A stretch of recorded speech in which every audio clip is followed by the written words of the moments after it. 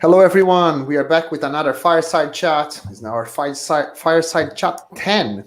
Yeah, so as always, I'm Sandro Mancuso. I'm here with my colleagues, Mashooq Badar, José Huerta. So today we picked an interesting topic that impacts all of us at work, not only inside Codurance, but outside as well. The topic is difficult conversations. Right. I believe that all of us, regardless of which positions we play within a company, every now and again, we will need to have a conversation that we are a bit uncomfortable ourselves, or we will make someone else uncomfortable. But one way or another, we are a bit like, oh my God, I don't want to have that conversation. Right. So this is what the topic for today. And I'd like to open up asking Mash and Jose, like, what are the kind of conversations that you judge difficult, that you are not really either not looking forward or not uncomfortable? I can start. So I think this further divides into two other categories. The kind of conversation that you go into thinking, dreading that, I'm going to have to start this somehow and it's going to be difficult. So normally it's related to kind of feedback or something that you want you didn't like or something, right? So often that, you're going to be criticizing something. And the other kind of difficult conversation is one that kind of makes you defensive. So you don't go into a conversation, you're just having a normal kind of dialogue. And suddenly something is said, or you get into a particular phase of the conversation where you get defensive. And, that again gets your defenses up and makes you kind of fight or flee response. So both of them can be quite difficult, but I think they fit into two different categories. So one is criticizing, maybe feedback, where you're providing some sort of criticism. And the other one is where the conversation invokes a kind of fight or flee response in you. I think to some extent, for me, it's more about probably the character of the person that I'm going to be having that conversation with, especially if I know, for instance, that there are certain things that trigger me.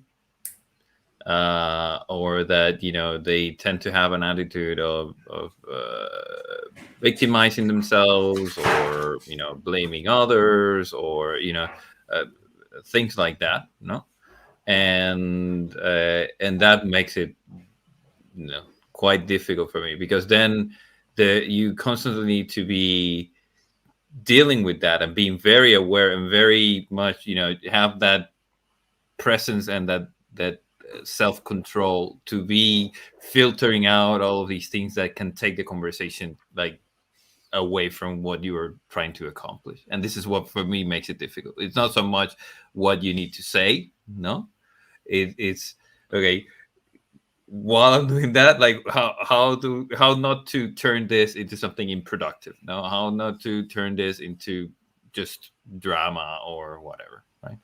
I feel that's one of the things, like when emotions are involved and that kind of thing, that makes it kind of difficult. You also, of course, you have your empathy as well and so on, right? Like it's not as a person, it will affect you, but it's a lot easier to have that conversation if people don't tend to, again, find the buttons that trigger me in particular. This is just from my perspective. Mm-hmm. I have too many of those buttons. This is the problem, right? There are too many things. Exactly. It's a whole keyboard. It's a whole keyboard of buttons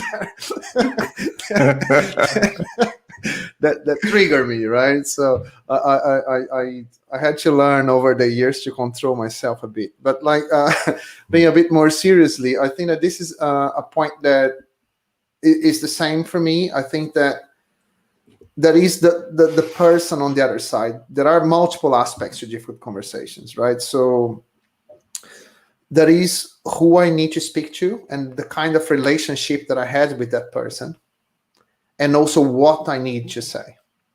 In terms of being more specific in terms of the different types of situations, it would be, I'd love to know, although we know each other quite well, but I'd love to hear from you also, like, what are the specific conversations that you feel uncomfortable? But like, I have a few. I'll tell you what I don't feel uncomfortable anymore. After 8 years running this company, and Jose was running companies even before he joined Codurance, but all of us are in authority positions, let's say. So we need to make decisions. We need to criticize. We need to, right? So we employ a lot of people. So it's part of our job to make sure that our services are being delivered well. We have certain quality. So, and we have to have a lot of difficult conversations with people at all levels. I feel a bit more comfortable given the amount of those conversations that I had over the years to criticize something.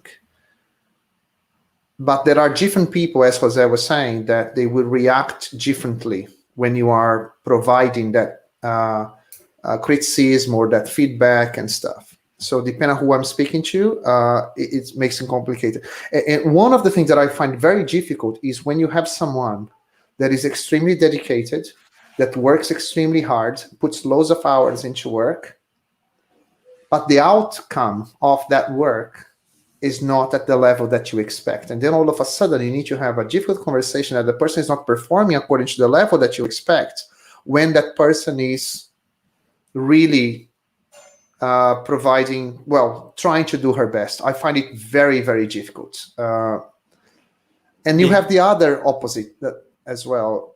When someone is, you have a feeling that someone is taking the piece, but you are not quite sure. This is another thing that I find very difficult, is you don't know if someone is taking advantage of the system or if they are really having a problem. And just inquiring that to understand a little bit more, it's already uncomfortable, like, because if the person is having a problem, needs some support, you want to show support and not that you might be doubting the person. You see what I'm saying? So those are just two examples. Yeah, I mean, there is another thing that I'd like to add, another dynamic in running a company. On one end, as you said, we are in a position of authority, but at the same time, we are having conversations with people who are at a position of authority compared to us. So specifically clients, right?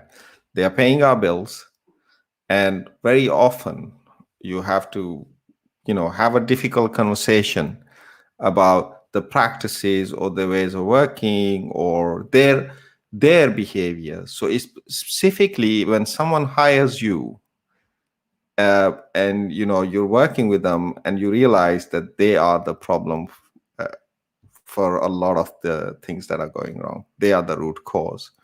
And having those conversations while maintaining that professional kind of environment, but also maintaining that, almost a sense of loyalty that you have, but still trying to be honest and constructive with them, that can be quite difficult as well. You dread almost, like sometimes the client sends you a very short email, say, we need to have a conversation, and that's it, right? So it's all my God. But that's the kind of thing that if you're going to be having a difficult conversation, you should not do, because that does not help at all to make it easier. Okay, so later, if we go into how to make it easier, we can. That is designed to increase your level of stress, anxiety, and stress about it. Yeah.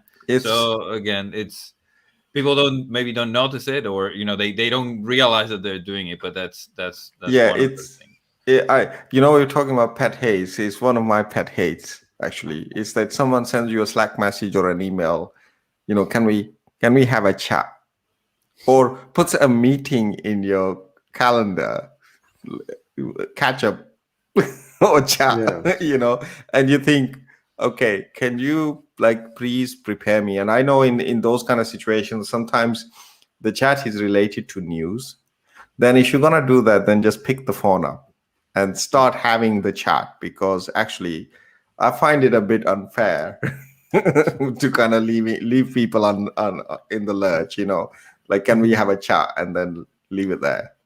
But let's go back to the kind of conversation that makes it very difficult. Even like even if you do if you let's say if everyone involved, they know what the subject is about, but like, for example, we mentioned like giving feedback. I gave 2 examples. Are there other examples? I don't know. For example, when you are speaking to people and you need to say something that makes you uncomfortable, or you find, oh, this is going to be difficult. Are there other examples? I think one thing is that someone speaks it's not about like someone says something and it kind of triggers you, like you was talking about buttons, right? So, and I find that is to do with the relationship that you have with the person as well. Actually, I have more things that trigger me with the people that are much closer to me than people that are quite far from me.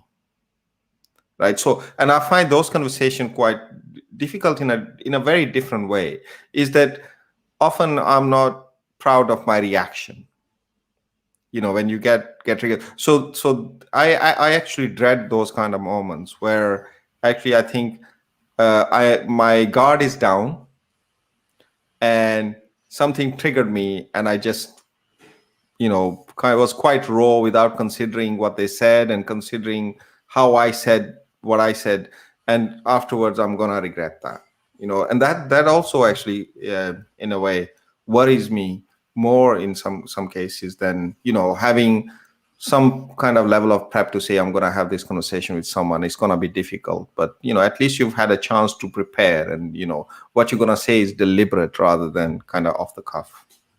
What about you, Jose? Are there like conversations that you find hard, or examples of conversations that you need to have, but it's taxing for you, let's say, and for the other person as well?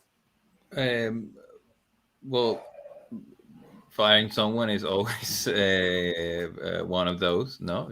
Whether you like it or not, whether it's something that you have to do or that needs to happen, no, kind of thing. So that's one. I with clients, it's like if you get fired, let's say, that is one of those, because it means that you didn't manage to, if you didn't see it, no, and now you are getting at this juncture, no, where you're kind of parting ways or whatever. You were completely blind to that situation, and you then have to swallow a big pill, right? Now you're getting all of the and that is something that's client wise, that's one of the hardest conversations for me to have, because other things, like if you saw it, like if you're having issues with a project, if you have to tell them that they're affecting negatively, whatever, no, that's a bit easier, because to some extent they hire you to do a job, no, and if they don't, at least that's the way that I see it, no, they hire you to do a job. If they don't like what they can just not hire you, right? Like it's fine. It's your job to tell them this is not working. It's or your job to tell them that this is the reality of where we are right now, and so on, right? And it's also your job to do the best job possible, right? So if you see something, you will try to address it, and you shouldn't be afraid to have the kind of conversations that we're talking about. But if you didn't see it, and then you get to that point where you're getting this news and the whys and all that stuff, right? Then it becomes a bit more difficult, just because you have to process everything, and it's just too much of a deal, no? Yeah, that would be from the client point of view, and then internally performance feedback and so on. It might be difficult depending on the person, no? And again, this goes back to how you think they'll be reacting, and is it a big thing? Is it a small thing? That kind of stuff. But other than that, it's not that difficult. Not true. There's conversations around money can also be kind of difficult as well. This is what I would say, because like part of those feedbacks, like we talk to a lot of people in the organization at many different levels with different expectations, and we do performance reviews as well, just for people listening. So there are certain conversations that are very complicated because the person feels that they are doing a great job, but the feedback that we collect in our own feedback is the opposite. It's not that and the problem is that what is difficult is, as we all know, it's not binary. It's not that someone is doing a great job or a bad job. There are things that we do well, things that we don't do so well, and things that we do okay. And this makes it very complicated because, like, there are certain key expectations that you might have that might differ from what the expectations the person has. So you are going to the conversation with a completely different perspective of, for example, if you are doing an evaluation in that case. So a person say, hey, from my perspective, I'm doing a good job. And from your perspective, so like, well, that's not how we see that. And this becomes really complicated because, of course, that you might ask, but then it's because the expectations were not well defined. Yeah, sure. It's very easy for us to understand the root cause, that there was a misalignment of expectations. Great, but how do you fix that there and then during that conversation? That might be a bit too late because you might be reviewing someone's salary at that point, and you cannot review the expectations because there's no more time to react to that, right? So you just need to resolve it at that point. So maximum that you can see is align expectations for the next review, but now it's a bit too late to be aligning. Again, you can discuss the root cause, but that is a difficult conversation. So, and there are people that that whatever you say to them, they're not gonna listen. That's also that there's people that don't take feedback well, that they are closed to feedback, and although some of them ask for feedback, they are actually asking for kudos, right? When they ask feedback, they want you to tell them that they are doing a good job. But if you try to say that they are not doing a good job, or if you try to say, hey, you do out of 10 things, there are 9 things that you do extremely well, and then you pick one for them to improve, and they throw a massive tantrum. So that certain people, you say, oh my God, how can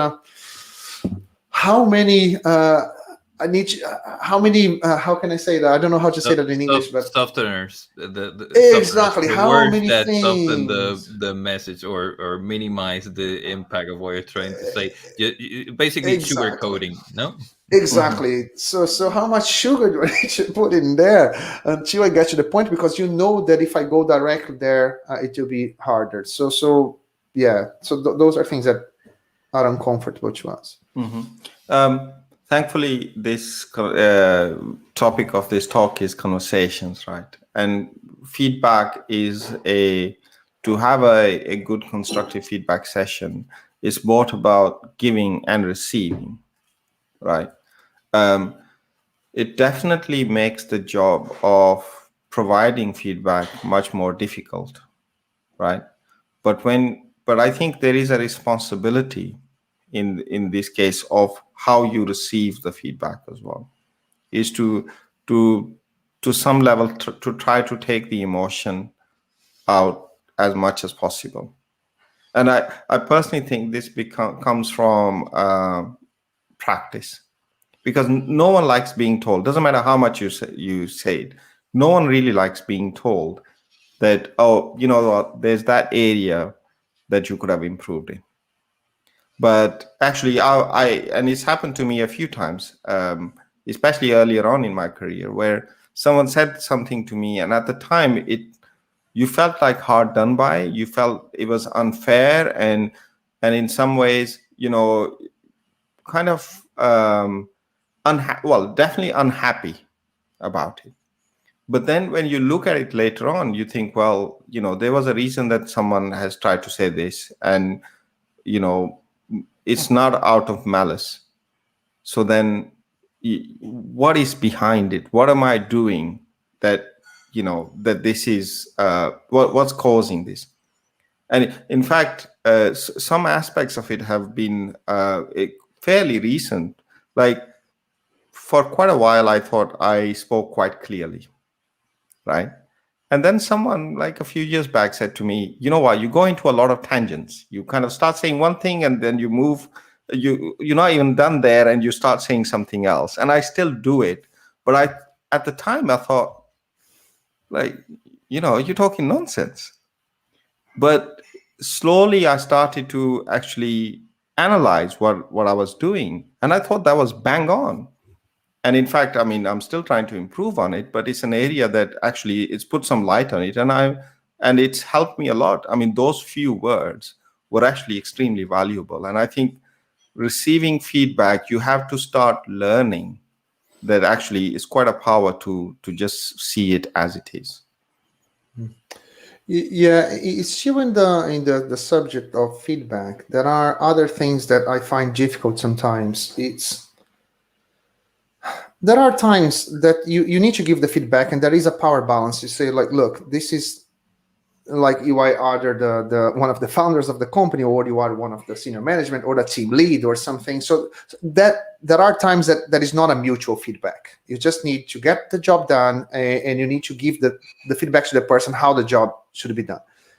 But there are times that you are doing that with a peer.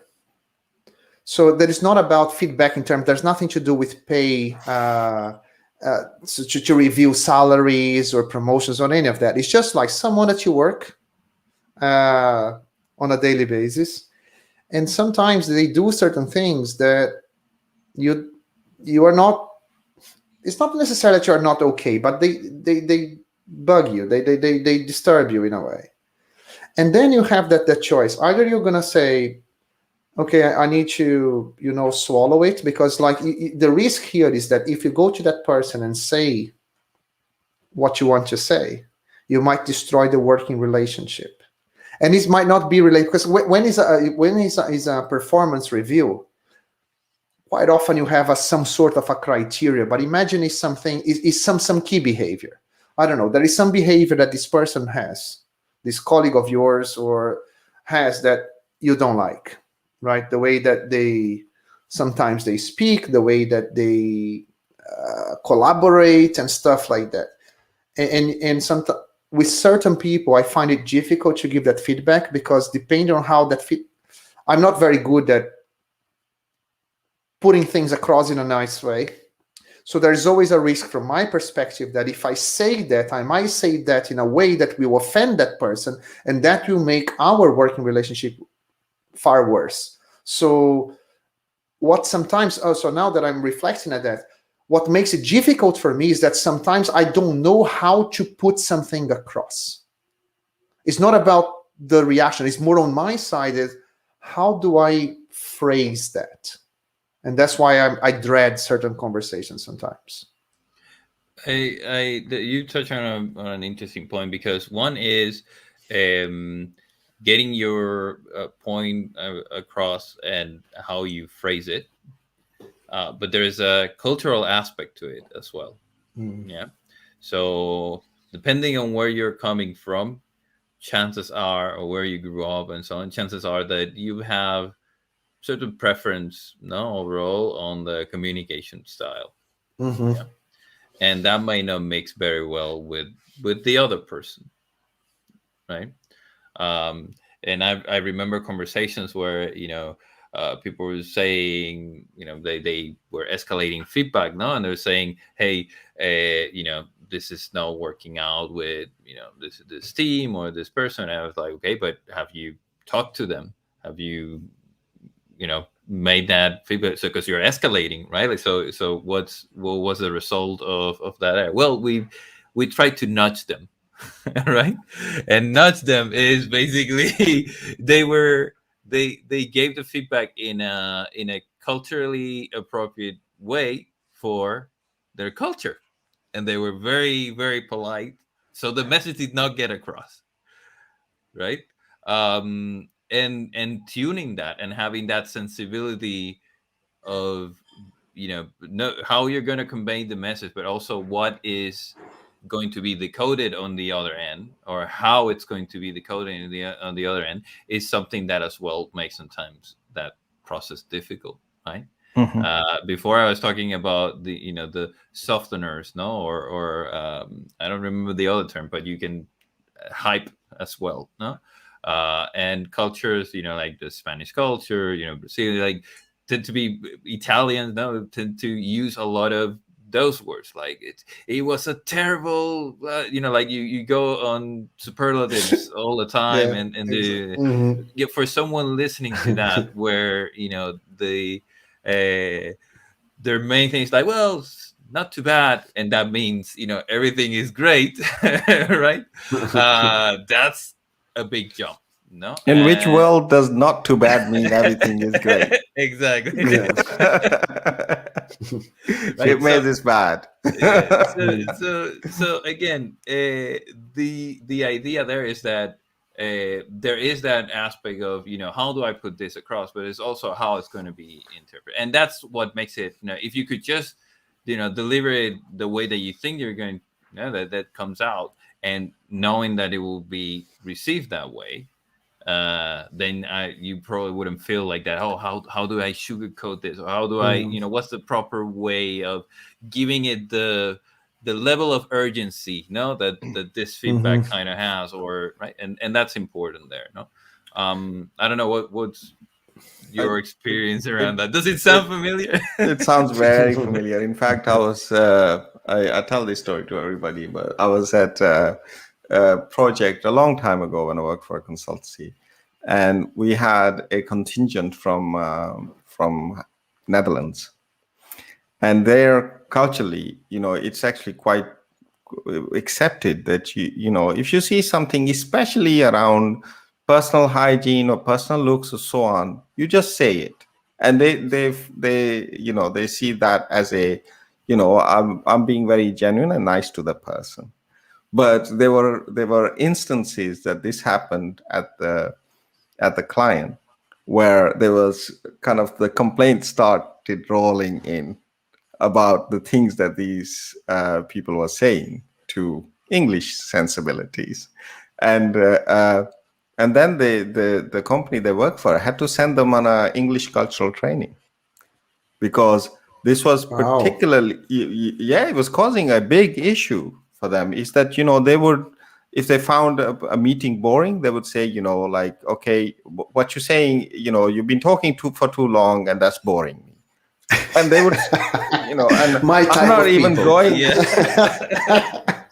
Yeah, I'm not even going into some of the personal things that they would say about looks and so on, right? And they had, and in a way, I thought that it was, they were quite baffled. I see, like, why would you take offense? I'm telling you exactly how it is. So you can improve it, and I don't mean it in a bad way.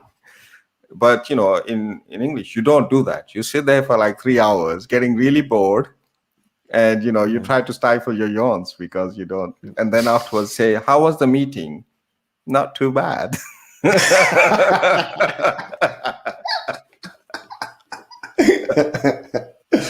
I had to adapt significantly, because, like, for me, was a steep learning curve. Arrive as a Brazilian, arrive in the UK, and after 17 years, I'm still a bit far away from mastering the way that English people talk to each other and stuff, because we need to be careful. And we, as Jose was saying, we tend to be a bit more direct and exaggerate more as well. So we go very easily. I think I'm better, but we very easily like, oh, you always or never. So you use those extreme words, right? So, but a person from the same culture, from the same background, understand that even if you say always, you don't mean always. You mean sometimes, right? Or never. Well, it's not never, or sometimes, right? Yeah. So, and those things. And we also know that you can be quite forceful in that conversation, have almost what would be considered an argument from a British person perspective. But we also know that as soon as we are done, say, are we done? Okay. Are we done at shouting at each other and swearing at each other? Yeah. Okay. Oh, we have some time. Let's have a beer. Let's have a beer before we go home. And that's the end of it. Right. Yeah. And this book, The Culture Map, I think it's Erin Meyer, that's the author, and she puts across a couple of interesting points when it comes to analyzing cultures and the way that they communicate and so on.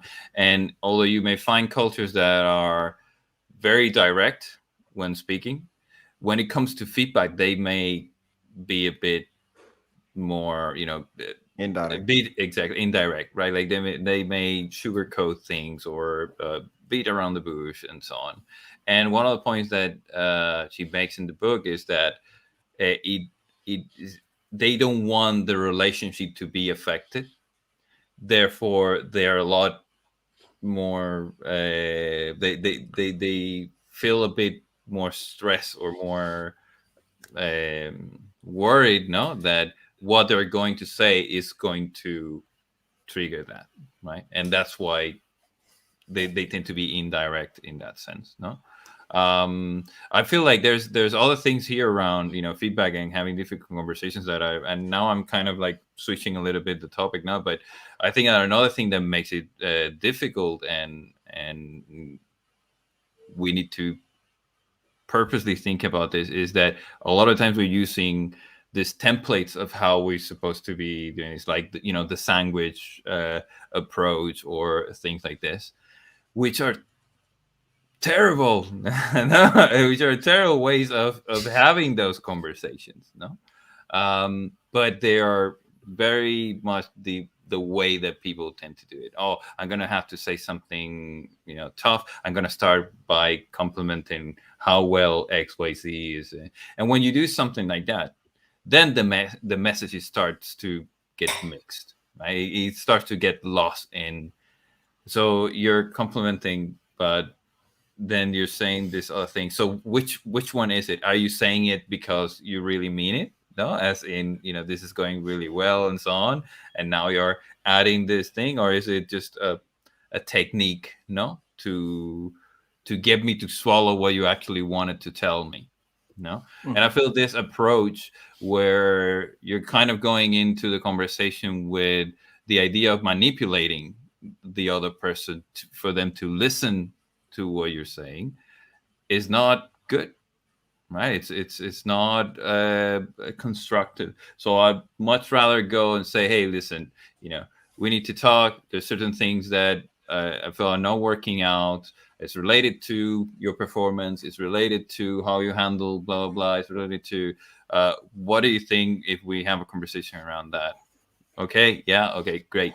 So how do you want to start? Should I start and say, what I'm seeing and why it worries me, and then you can give me your point of view, and then we go from there and see if there's any information that I'm missing, or how to solve it together, or do you think that you already know what you want to express that first and make that into a conversation? No. Where people are not being pushed into, listen, this is the feedback, this is and they are part of that, and they can shape that conversation. And I feel that's a more constructive and more also gratifying way of doing this, because sometimes you go in and while you're in there, you may change your mind about what you were thinking because there was information you didn't know, because whatever, right? But the fact that you're approaching it as, how do we design this process together on how we will feel comfortable having this conversation? It's a great start, no? If you really want to make that easier to some extent. This is actually, this is very close to, this in Richard Sennett actually in his book Together talks about this subjunctive versus declarative, right? Language that we use. And it goes to like what you guys were talking about, using those extremes, like, it's terrible and this kind of thing. But it actually goes more than that, because even like saying you are behaving like this and this is causing that, to then actually turn that around to be a perspective, because that opens up, and that is then goes to subjunctive rather than declarative. I'm not declaring, what I'm providing you with my perspective, and I have this particular perspective, right? And you kind of frame that perspective, and you say, okay, from this particular perspective, this is how I see your, like, let's say we talk about someone's, work. This is how I see your work, and these are the problems that this work is causing. So you very quickly move the criticism, let's say, away from the person to the situation. And I think that then creates a much more conducive environment where you're trying, the person is going to, it depends on them as well, right? They will understand that this is a criticism on them, but you're trying to neutralize it as much as possible. And I think that responsibility lies on the person providing that constructive criticism, or whatever we call it, is to make the language as open as possible, as subjunctive rather than declarative as possible, so that it opens up a conversation, right? So rather than just sorry, no, go on. Sorry. No, go for it. Go for it. No, I was thinking about what Jose was saying in the new mesh. There is you want to say something, right? So, for example, one thing that I find it difficult is that you need to point out something that is not going so well. What I find it difficult is to balance that with still keep the person motivated. And the reason I'm going a little bit backwards to the previous topic of the feedback, where you need to point out, you need to say, hey, this is not going so well, but you need to do that in a way that the person is still motivated to keep doing the job and improve. And I find it difficult, but then Jose mentioned that depending on how we do that, the famous shit sandwich, right? So that we call it.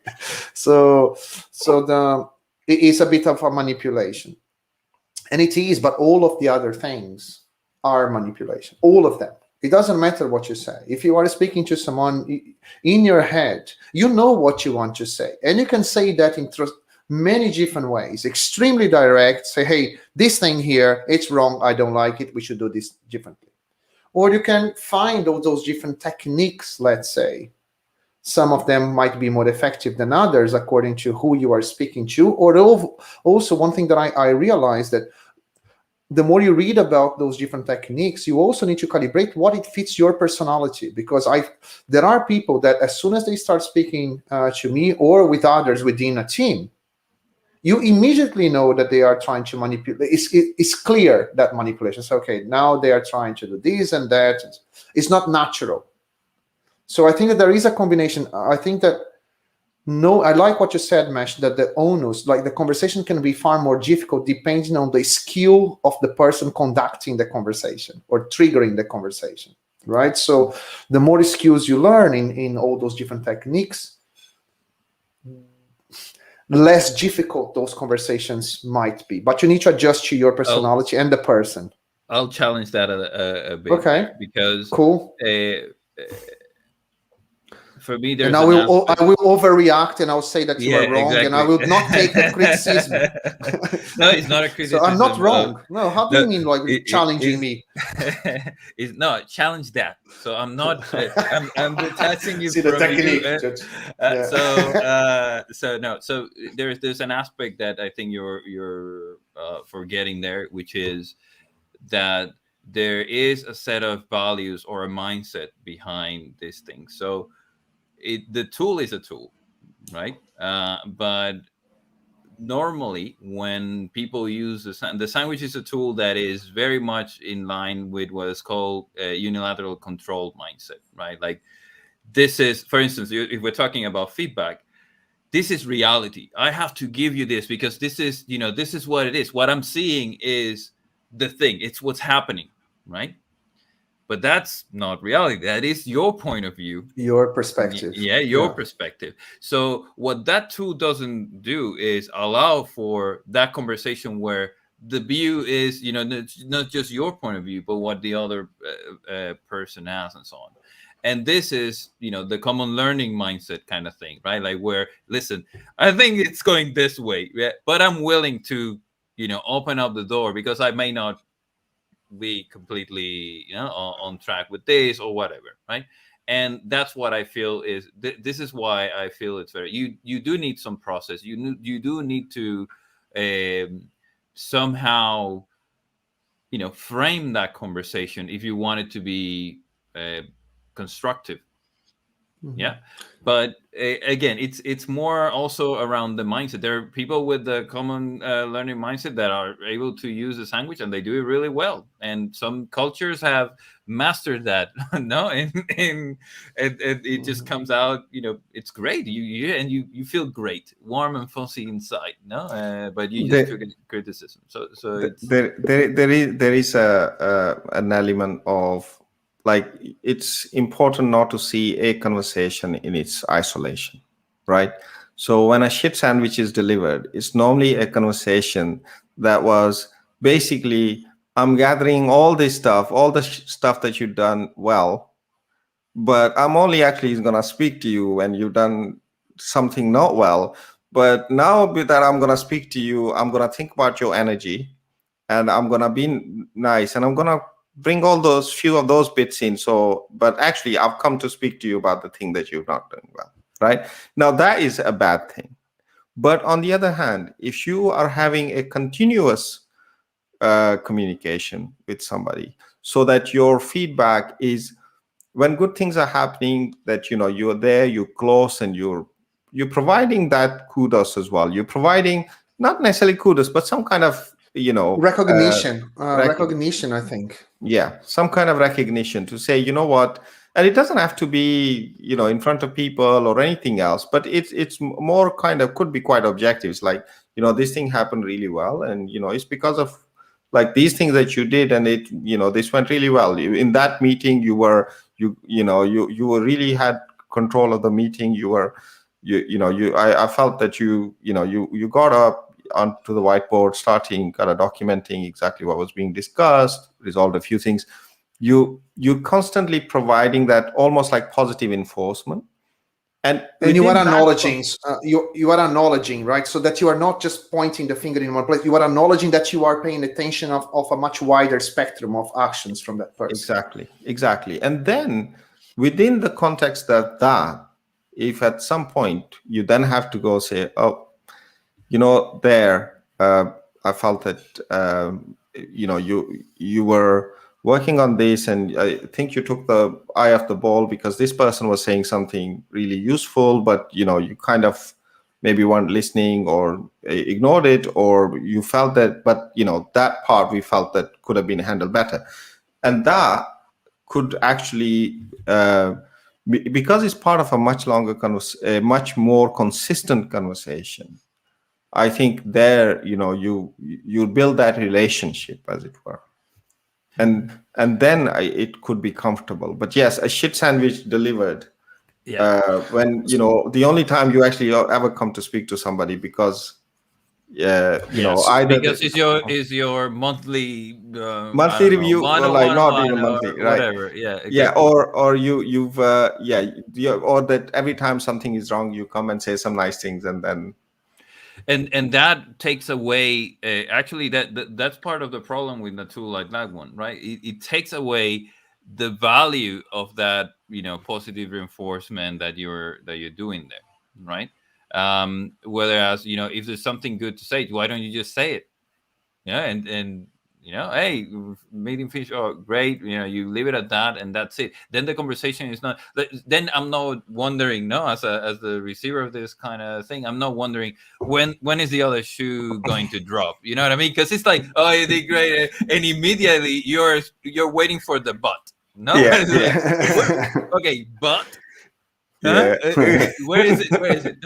And that is kind of why and the more you use this, the worse it is, because then it doesn't matter what you're saying before anything else. People tend to ignore it and focus on the other thing, and this is what I mean by that. No, that's but there are probably can no, there are as conversational tools, let's say, Maybe we can be more specific on the examples of how, for example, do we make certain conversations that we judge difficult, and how do we try to soften them? How can we? I'm not saying that it's possible to make it an easy. Certain conversations, they will never be easy, but they might be less difficult or easier in a way. So, for example, if you gave a few examples, the shit sandwich where you say a few good things and you wrap the bad things with good things.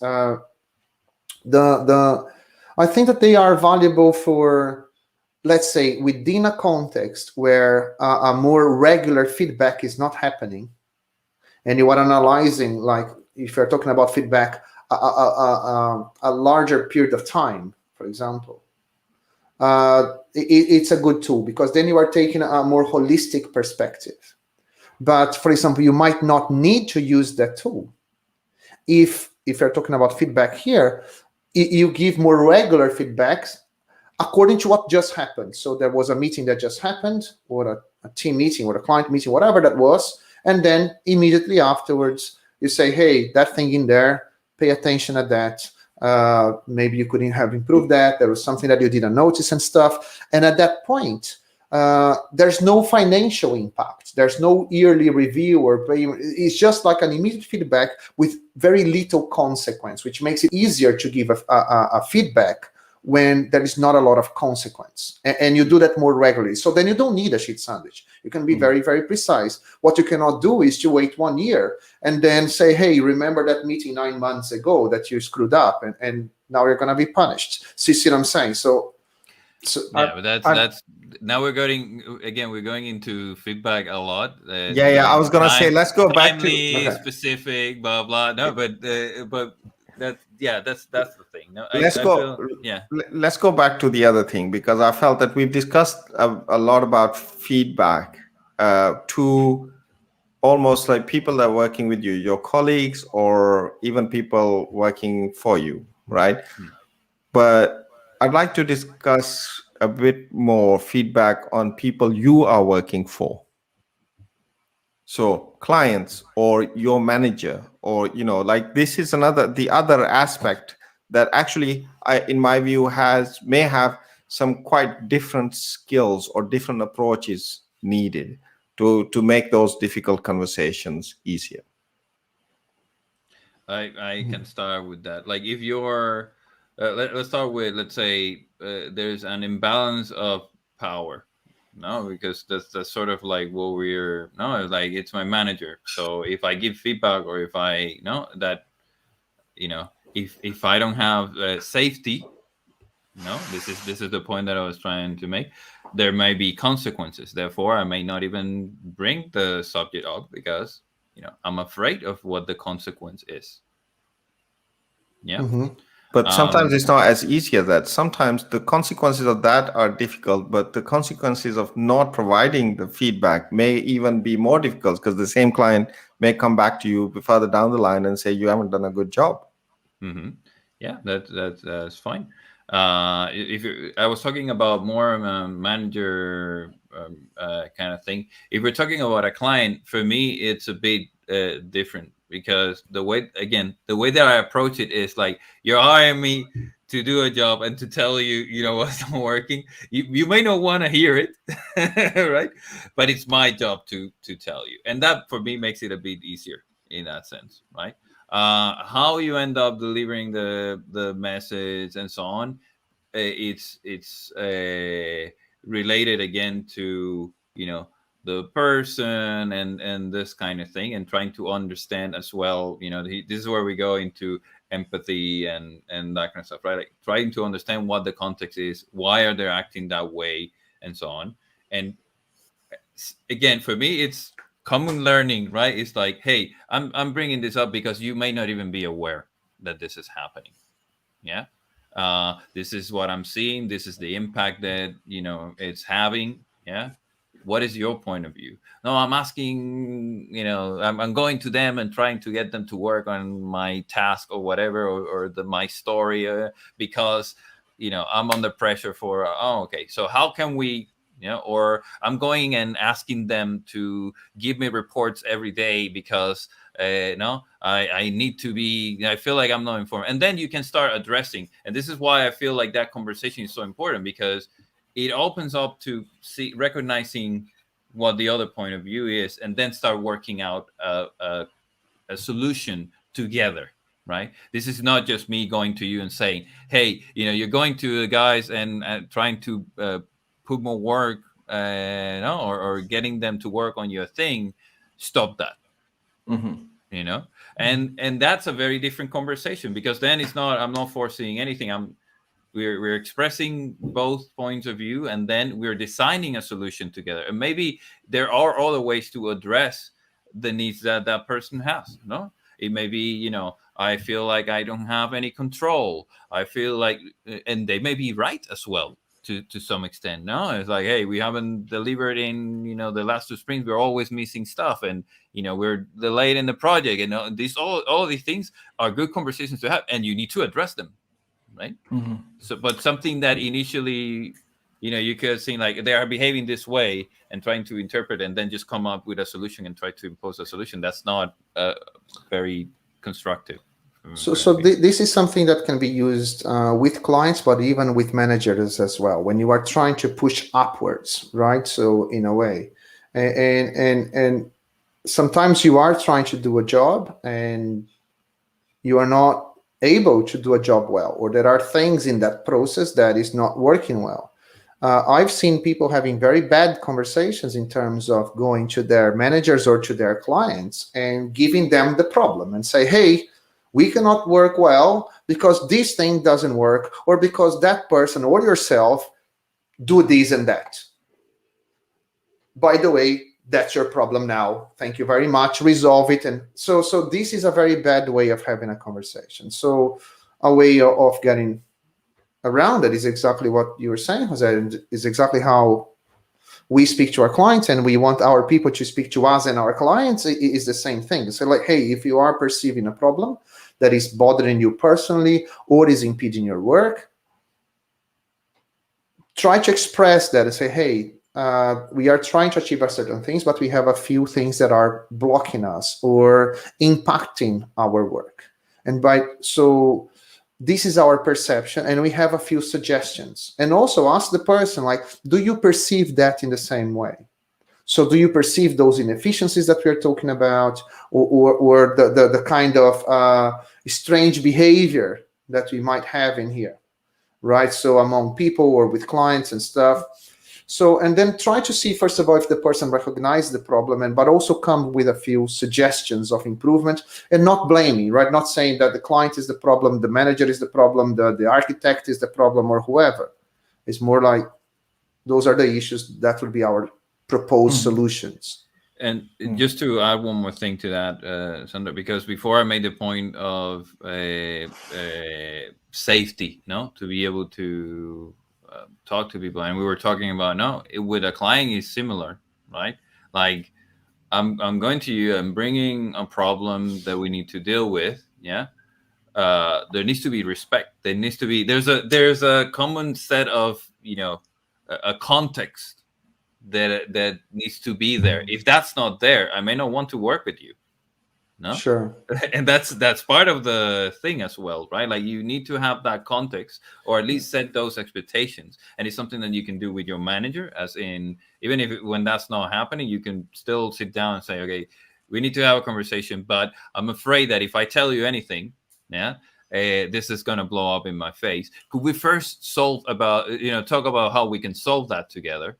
And then if we agree, we can have the conversation. Yeah. And it's similar with the I know, Jose. I mean, in theory, that's a very nice thing. Like, it seems quite ideal, but actually, it can be a bit awkward.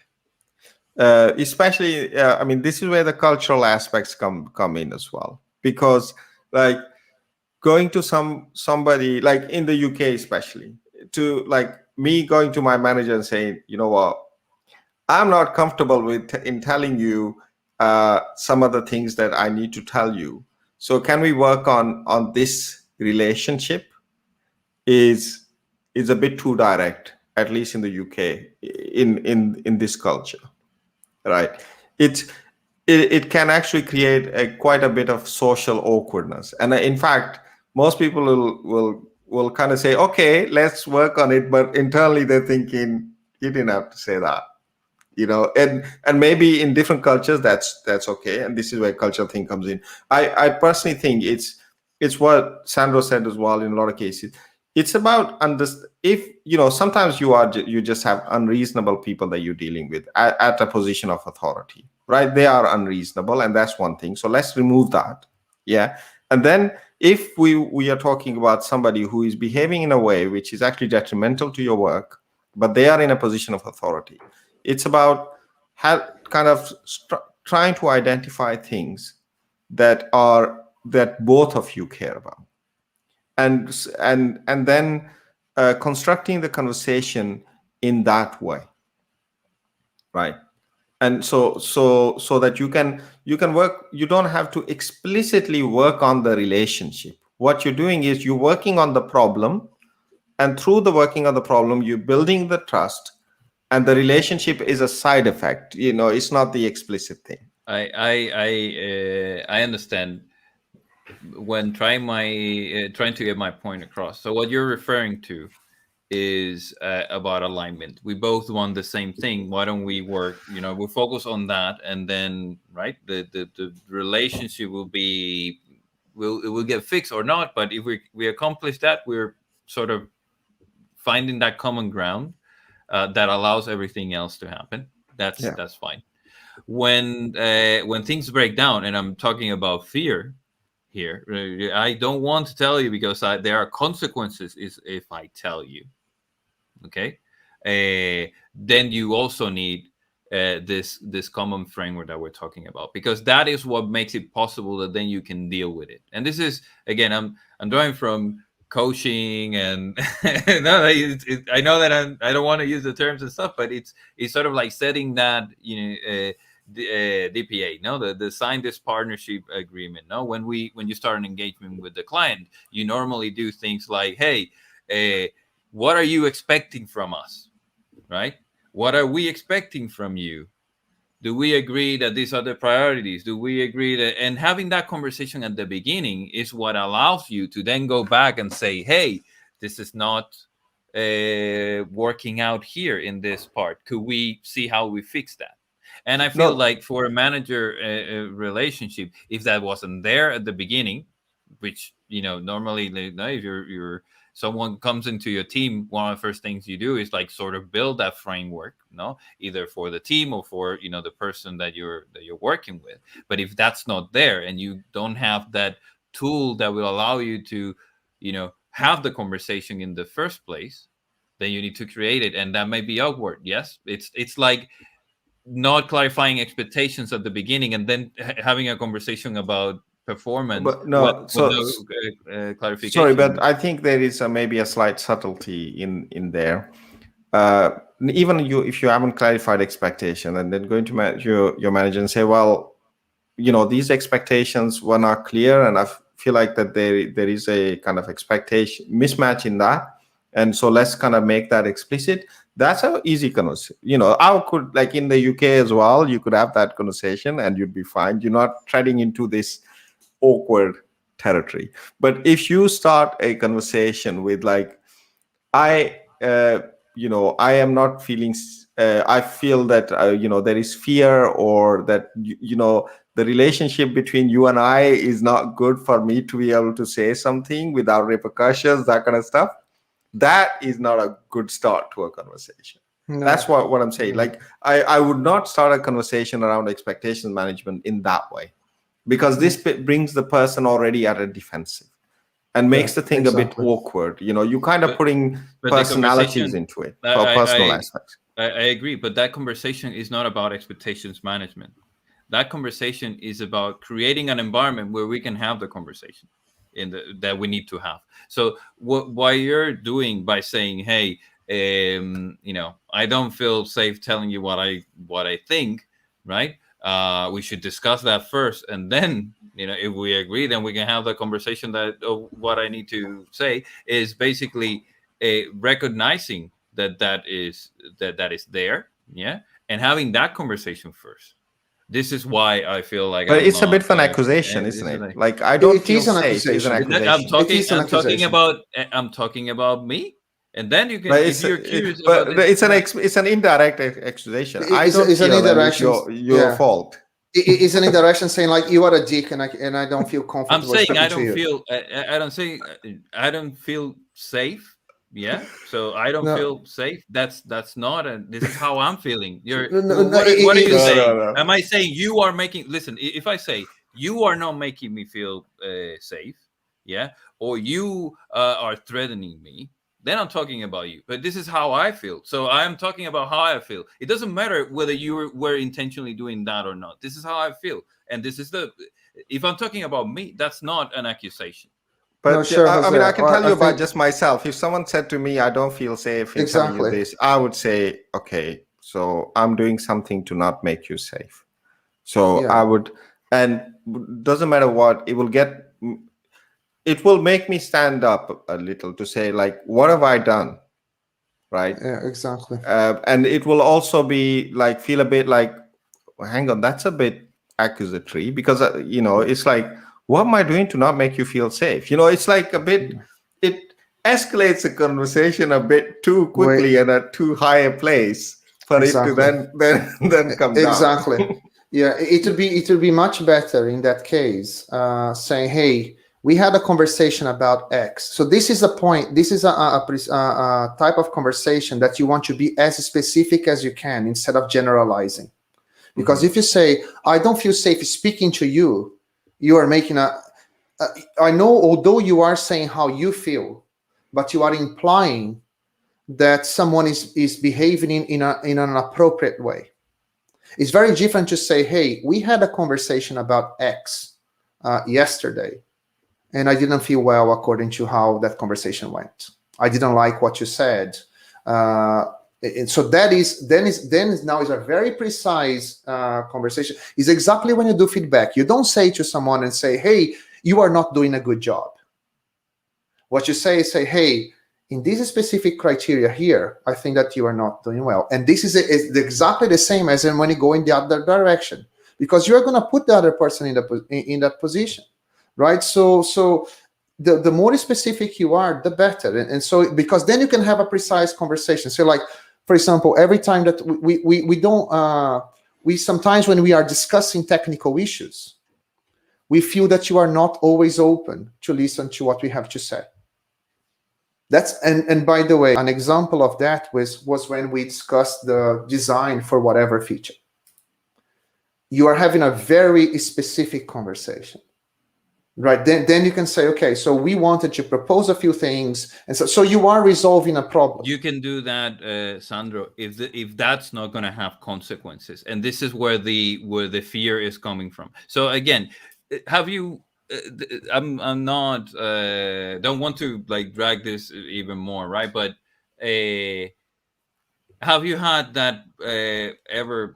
Has it ever happened to you that someone did not come to you to explain a problem that they had or a thing that they had? It evolved into something probably bigger, yeah.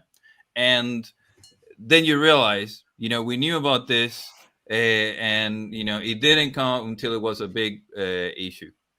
Because that happens. Like, people don't tend to have that conversation, which I understand may be awkward, yeah, and it may be difficult even to solve. And instead they take the path of least resistance, which is, I'm not gonna tell them, I'm not gonna, sure, Jose. and whatever, and then avoid that, right? Which So leads to sure. other things. So between awkwardness and a bigger outcome that maybe could have been avoided, especially if that was not intentional, especially if I would rather have that awkwardness, going on. That's a false kind of dichotomy. You don't have those two. Yeah, you don't have those. Just those exactly, because for example, yes, it happened to me in terms of knowing that maybe some people didn't come to me to talk about something. That doesn't mean that I'm creating that situation. Some people will understand power imbalances in many different ways and behave in different ways.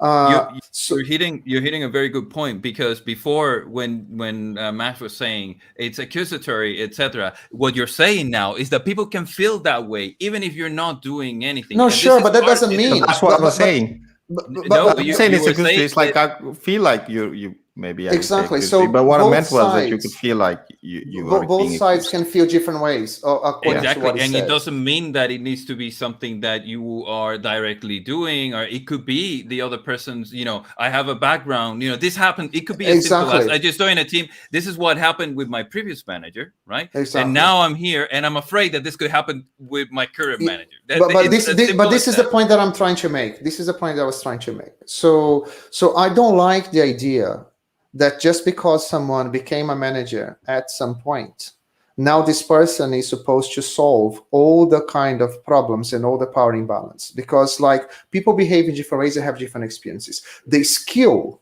in triggering a conversation should not be just top down.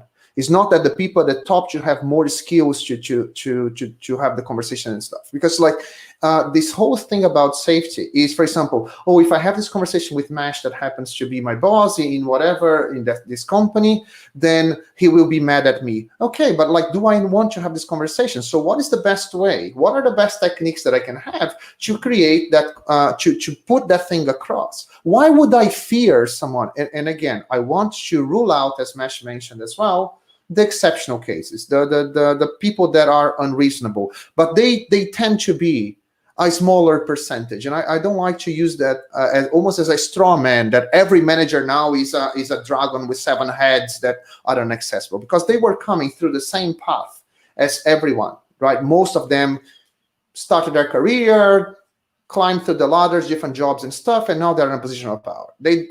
You don't just bang, there is a switch that you became a manager and now you are unreasonable and you are abusing the people behind you. And I don't like that straw man kind of thing. So, but the ability to speak, for example, I never felt, of course, that I had bosses that I knew that depending on what I said to them and how, they would be pissed off. And then I had the choice. Would I just be intimidated and say, you know what, I'm going to find another job and go through that same cycle again? Or I'm also going to say, okay, you know what, just changing jobs is not going to solve my problem. So maybe I should find a better way to communicate. But not only that, because those people, for example, imagine all the relationships that we have. There are some people that we get along, some people we don't get along, some people have more tolerance, some people have less tolerance. So there are certain things that people do that trigger different reactions. So I said, you know what, I cannot be intimidated by people. So I might need to gain the skills to read the people that I want to reach out to, people with more influence, with more power than me.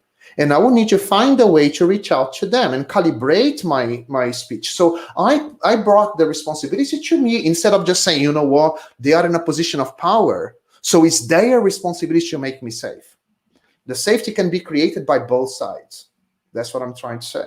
At least, I mean, some people might disagree. This is what I've done for my career. I didn't get to where I am, pushing the responsibility to other people and not finding a way or making sure that I worked under the right people that would give me opportunities. I created that.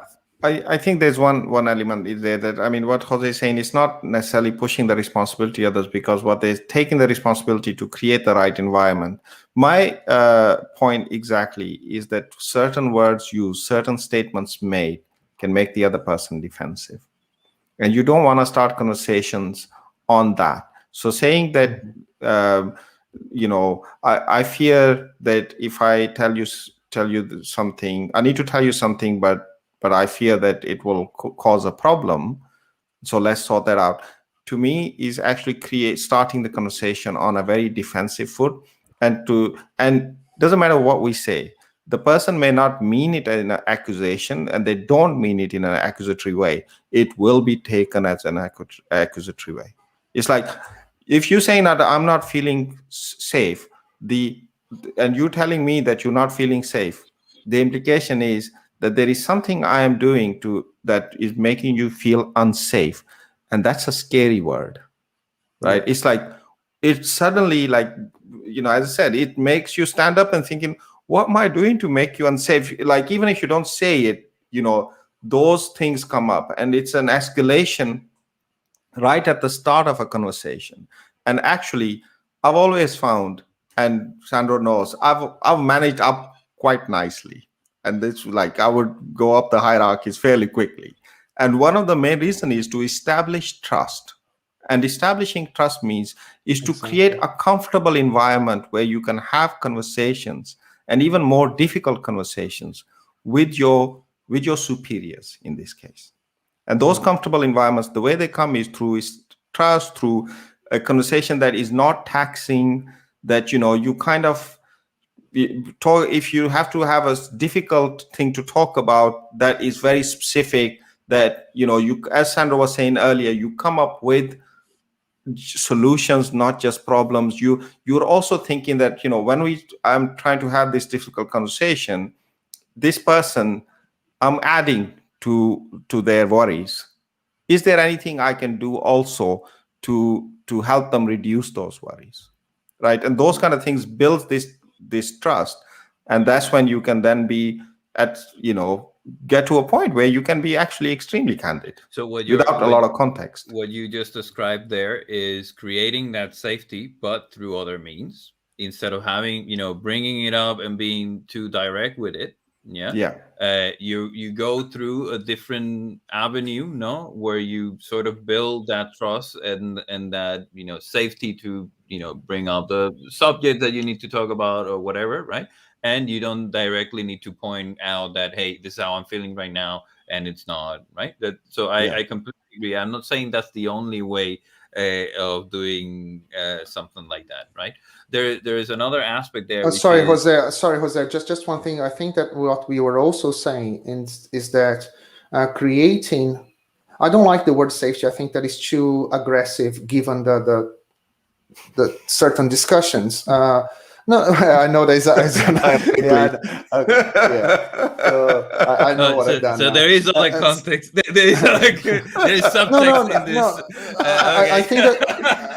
I think that the word, the context that normally safety are used, not always are very productive. But like, I think that one thing that Master was saying and I was saying is that it's not one person's responsibility to create that, and doesn't need to be in that position, because you have I agree. Safety issues like in all directions. For example, there are people that even underneath you, even like with your child, right? When you had so there are things that you don't have control, and that person is the position of power is very clear, but you don't feel comfortable going down and speaking to your child. Depends. So you need to understand to create that. So as Mesh said, a lot of people, including the two of us, well, the three of us in a way, because we, after more than 20 years, we went through many different organizations that we worked for or through clients. We had not always were in a position of power, and we had to create that. We had to find that ways, like, how can I behave in a way that I can have a sensible conversation with any person, regardless of that position is? And you take that responsibility for yourself. And that's what I think we were talking about. That's a point that I completely agree with. In fact, what I was trying to say before is like, you are the one, you as someone who is not in the position of authority are taking ownership of making that happen. And you're bringing is that the right way to do it in, X culture, or, with that person or whatever? Maybe not. Maybe there are other ways of doing it, but that's the point that I was trying to make. Now, it is, I understand it can be taken as or it's a strong thing. No, I don't feel safe. That's kind of but that's what's making the conversation uncomfortable, that I'm thinking that something could happen. And again, this doesn't even have to be with the person that you need to have the conversation with. This could be what in coaching is called a ghost, right? I had a previous experience with my previous manager. It doesn't have anything to do with you. I just got here to this team, and I'm afraid that this could happen again. and I don't want to repeat it. It's as simple as that, right? It doesn't but necessarily need to be something that you were doing. Ghosts can exist on both sides. Yeah, sure, Yeah, exactly. So, but then it also tells which kind of professional you want to be. Because, like, for example, throughout my career, mainly being Brazilian, mainly being very Latin in the way I speak, I cannot say that I had great relationships everywhere. In certain places, I had some relationships that were broken, and they were both above and below, right? So, but you learn from that. So, for example, I'm not the type of person that you say, you know what, in my previous project, in my previous job, I had one out of many relationships, because it's not that, like, if your relationship is broken with everyone, you need to look at yourself as well. But for example, there were cases where, okay, you know what, in my last job or the job before that, I didn't have a good relationship with my manager or my team lead or my colleague. Yeah. One option that you have, and now you became afraid of it. You became afraid of having conversations with anyone that has a manager in their job title. Another way, and that's the path that I took for myself, and say, okay, you know what, we are all people, but it was also my failure because I was also not able to establish a relationship in there. I cannot keep blaming people for every failed relationship that I had. So then I took it in a wrong way. Instead of being a ghost to me and say, okay, now that I'm in a clean slate, I changed jobs, I'm in a different environment. How can I behave in a way that I will establish trust, that I will have that good relationship? And if I feel that someone has a bad attitude towards me, how can I turn that around? But it takes a type of person to behave in that way. And I don't like the oppressed kind of mentality. I will try to take ownership and turn that around. Yeah, I by the way, I lost the audio there for a moment, but I agree. I agree. However, the situation, like I'm looking back, and we've come really far. Like the kind of organization that Cadurance is Cadurance is special. Mm-hmm. But for me, at least, it is special. No, so but I've seen bosses where fear is the way to control. Power is the way to, what's this bullshit of, emotional safety and no, they need to fear me because that's the way that's I'm the one that, and I've seen that, and it's not I mean, you've probably seen it as well. It's not, I'm not saying Sure. but it is out there. The proportion of organizations where that's prevalent, no, to some extent, is not insignificant from my point of view, right? This is why we're very lucky in that sense. Well, I think if maybe live in a bubble. Yeah. But but I think I mean it is I'm sure especially in the IT world there is a the demand for people is high and people can move jobs quite quickly, and these kind of fear-related organizations, they very quickly find out that people are no longer, or people who can move, the ones that they really want them to stay, they start moving. But if you are in an organization where this is the kind of modus operandi, no amount of conversation is gonna find another job. That. Yeah, it's in those cases.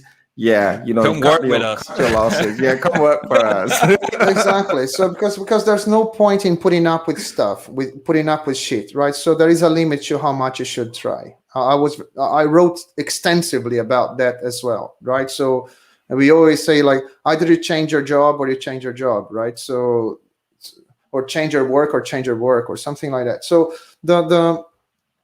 I think that is an element of that. I know that we are way over time. This is the longest. This is the longest. I was gonna say that we need to start wrapping up. Yeah. So I just would like. I know that I should not be introducing anything new right now, but there is just.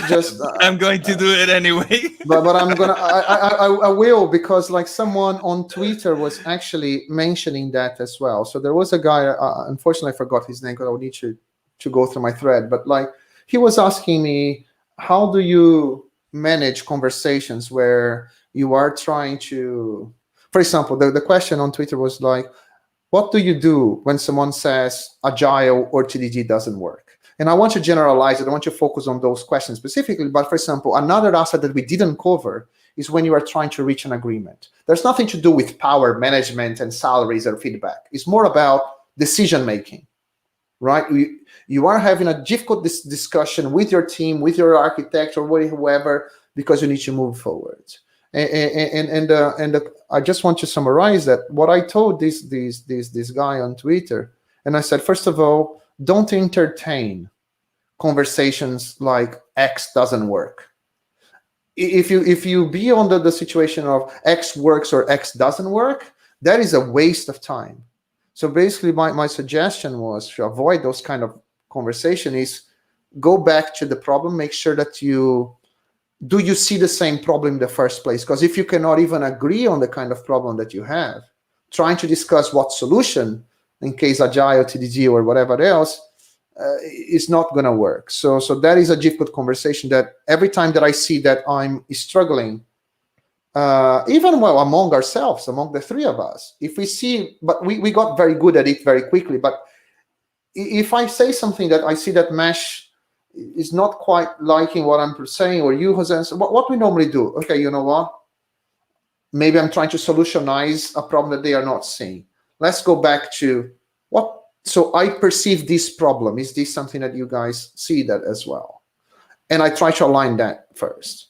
Once you have that alignment, then you are not in opposite directions anymore. Now we are in the same side, looking at the same problem, and then we can work together in coming up with solutions. But this is another kind of awkward conversation that you normally have in teams or with clients when you need to make a decision and we don't see eye to eye. It's actually, this is what the kind of that philosophical concept of dialogical versus dialectical comes in. And this is explained by Richard Sennett in his book Together as well. And he, the kind of conversations that he labels dialectical is like an advocate, a lawyer, presenting their case. In what they are trying to do is show the jury that they are right? And they have no, there is no reason, or there's no intention to change the mind. I am going to change someone's mind. Now, this is dialectical, right? And then the other one is dialogical, is that I have a certain opinion, and I want to understand more. I want to inform this opinion more by having discussion with people who may have conflicting opinions, so we can have this discussion to increase my knowledge. That's dialogical. And actually just finding this, understanding that there is a dichotomy there. I mean, we do it all the time, but knowing that what you're doing sometimes helps you have better discussion. So when going back to what you said, it's like X is wrong. It's a basis of a dialectical discussion. I have made a statement, guilty until proven innocent, right? And I challenge you to prove me wrong, but I've already made my and you started the conversation in a confrontational way. You are not right. So you already set the rules for the conversation. It will be a confront. We are in opposite sides. In fact, it's wrong in two cases, both in dialectical and it's declarative. We're talking about subjunctive versus declarative. Mm-hmm. It's dialectical and declarative. So you declared and you have no intention to have a different opinion. Yeah. Your intention is just to get your idea through. That's nothing else matters in that. Yeah. This is again quite interesting because and this time again I'm kind of no, but because before you said no, if you start in this, no, if they start in this way, confrontational, it's very difficult that the conversation is going to go well.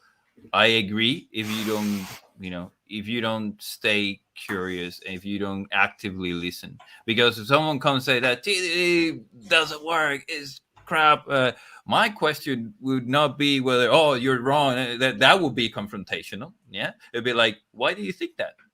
Like, what is it that you think that you're? And then by asking the question and starting that dialogue and really trying to understand what why this person has come to the conclusion that this is the solution and we should stop doing TDD and we should stop, whatever it is that they're presenting, no? Then even if they're not telling you, right, if they didn't come with the clarity of mind of saying, hey, I have this issue, this is what I've analyzed, this, I think this is the conclusion for this thing, no? And I would like you to, get on board, whatever, right? You can still take the conversation towards what is that need that is not being fulfilled and understand better what that, the context for this person and what is it that they're feeling about it. Maybe that's coming out of frustration. I don't know how to do it. And, I'm more productive when I'm not doing tests than when I'm doing tests because, well, I'm learning or whatever. And then you can start this was your original statement. TD doesn't work, right?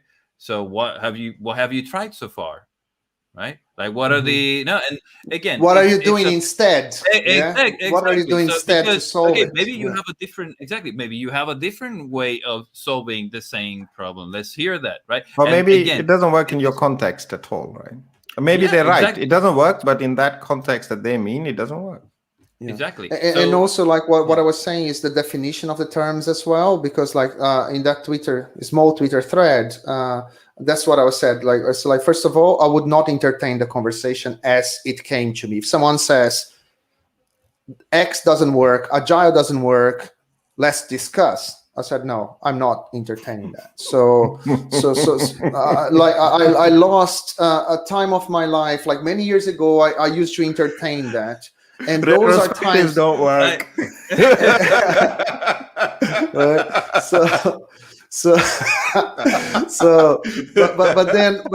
But then you are trying to I would not do the binary thing. Works doesn't work. I know you are. But then what I was saying is first of all I would say go back what problem you're trying to solve, but also I would try to understand what do they mean by the term. Like for example, in this case, Agile. What do you mean by Agile? Right? Because sometimes, first of all, we are not talking about the same. First of all, we need to understand the context, what problem they were trying to solve, and also the definition of the term itself. What do they mean by X? Because we might have a different definition or a different idea of what X is. And if we do have a different definition, there's no way in hell that we can agree in anything, right? So those are things that I'm just wanted to squeeze in this episode, because quite often we see those difficult conversations in teams, people locking horns, because they are discussing solutions and they completely lost track of the problem, or they might not even have the same definition or understanding of the solutions being proposed, mainly when they mention certain terms. So that's a way to alleviate that as well. Yeah. Oof. Okay. So that was a difficult fireside chat. Okay. Jose's room slowly got darker and darker. So cool. Any final words before we wrap up? I'll start. I think again, this is a topic that is huge. There are many different contexts. There's no one size fits all, right? I think the best you can do is sort of like find some guiding principles and tools that maybe work out for you, and then do the best you can. I feel like emotional intelligence and self-control and that kind of thing is very important, especially in difficult conversations, right? And it's something that we need to train, especially if you want to get good at it.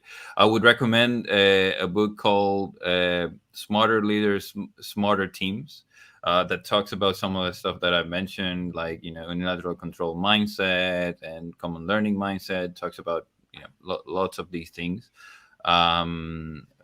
It might help you, if you're looking into some of this stuff. Yeah. Mash, any final words? I think from my point of view, it's it's a skill, and it's a very, very important skill. And there is a lot of material out there, as Jose mentioned. There are books like Strategies for Your Brain that actually helps you understand how, it is, at the end of the day, how you perceive things is actually up to you. And that can help with discussions, understanding what kind of discussions you're having, being aware, practicing. These things all matter to get towards gaining that skill. And it is a very important skill. So I'd say invest time in building that skill up, having conversations, especially communities and those kind of things where you can have conversations in nice, safe spaces without too much emotional attachment around the work that you're doing or your job or these kind of things. So practice. Yeah. From my side, I think that some people might be thinking, oh, you haven't mentioned non-violent communication. Yes, that is another book we all read. Yes, that's another book that you can also read in there. There is How to Win Friends and Influence People. That is can be a good book to read. For me, first of all, of course, like if you are working mainly with people above you that are really, really, really unreasonable, and you are within IT, take responsibility. One of the options you have, find another job. That's an option, and you should exercise that if you, as an option.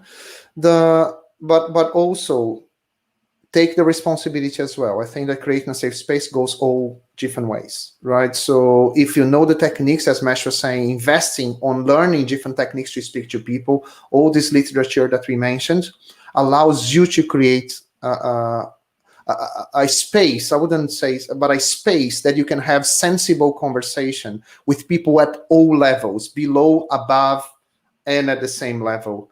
It always depends on how you behave and also control. So that would be my recommendation as well. Take ownership of that. Okay, so as always, if you manage to stick with us for an hour and a half, so leave that big thumbs up, subscribe to the channel, leave your comment if you want us to discuss something. As always, we try to listen to people and see what they are interested, and we'll have a chat about it. So yeah, thank you very much. See you next time. Thank you. Bye-bye.